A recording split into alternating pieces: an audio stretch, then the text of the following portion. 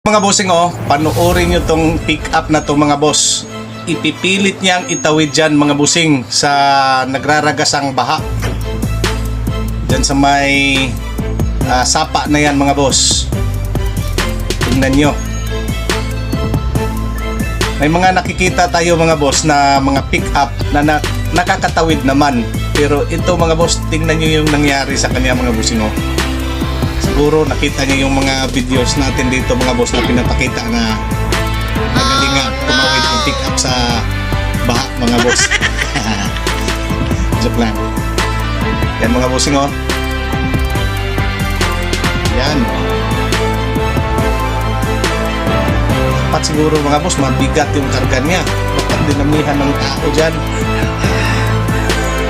Ang napakagaling na ginawa niya mga boss, dapat pinakantay niya umuupa yung baha. So ilang oras lang yan kaysa masira pa yung makina niya. Ala.